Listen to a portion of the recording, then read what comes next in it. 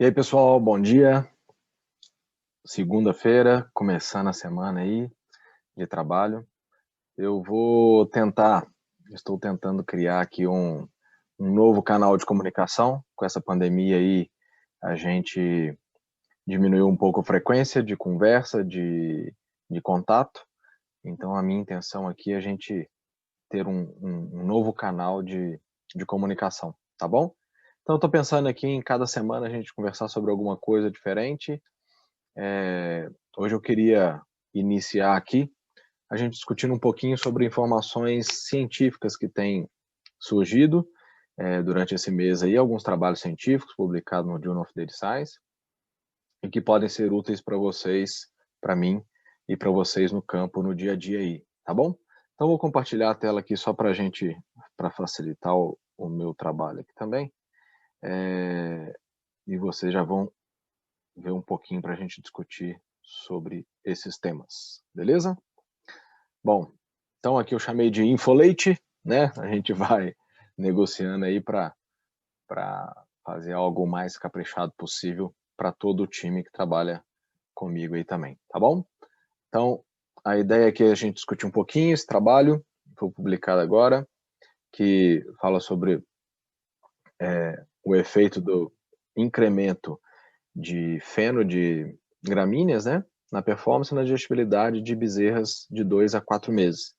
E o que eles fizeram foi incluir feno, um controle sem nada, outro com 5%, outro com 10% nesses animais, na ração desses animais, nessa idade que eu havia falado. O fato é que quanto maior a inclusão de feno, menor foi a ingestão de matéria seca, né?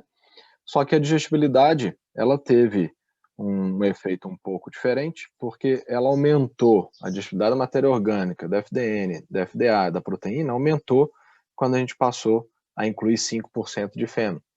Só que quando passou para 10%, já houve uma diminuição dessa digestibilidade.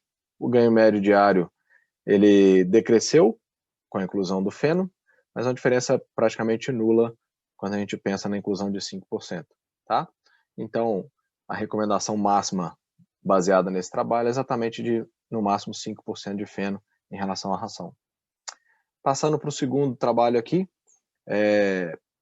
avaliando o efeito, um trabalho super interessante, avaliando o efeito do estresse térmico no final da gestação das vacas, tá? E na questão do colosso também, e um trabalho super legal. Eles separaram 3 grupos de vacas, né?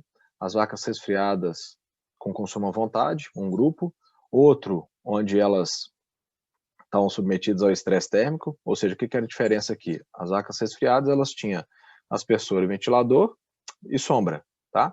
E no caso das vacas do estresse térmico, elas só tinham a sombra e com consumo à vontade.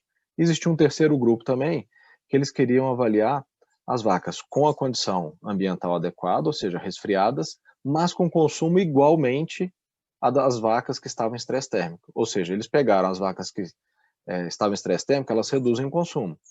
E esse consumo do dia lá anterior é o que eles forneciam no dia seguinte para esse terceiro grupo. Houve uma redução no consumo devido ao estresse de 20%, ou seja, uma redução bem grande.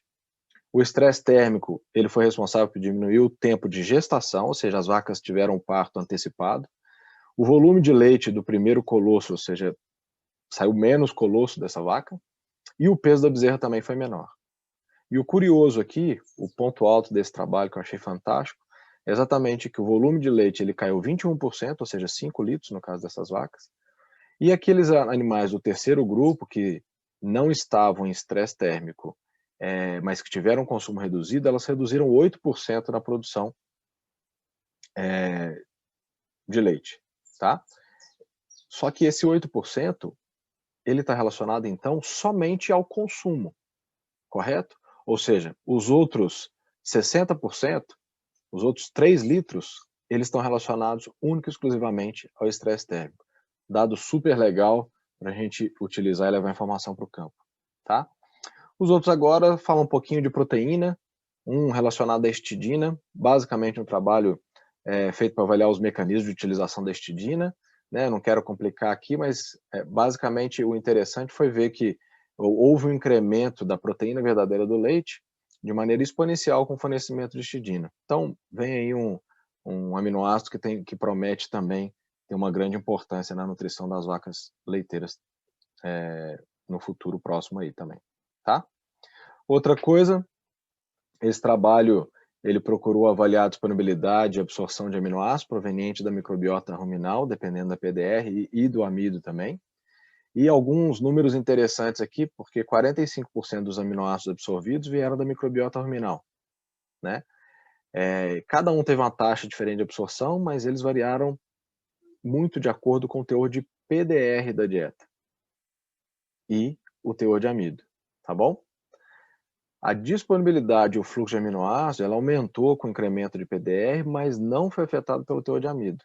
Ou seja, disponibilidade e fluxo diferente da questão da absorção. O único que teve um comportamento um pouquinho diferente foi a metionina, que reduziu com o aumento do amido. Então tá aí uma informação importante também, ou seja, a dependência da metionina, ela é maior quando os níveis de amido estão altos, né? O que é curioso. Na média, 58% dos aminoácidos absorvidos foram convertidos em leite, e por sua vez, foi afetado pelos teores de PDR e de amido na dieta. Ou seja, a gente continua precisando ter o equilíbrio de PDR, de amido na dieta, mas essa questão dos aminoácidos, ela é bem mais complexa, a gente precisa otimizar rumen, fazer com que ele produza mais microbiota ruminal e fornecer o nível e a qualidade de amido adequado para as vacas. Beleza? Fica aí algumas informações importantes. Até a próxima semana. Boa semana de trabalho para todos vocês. Abração.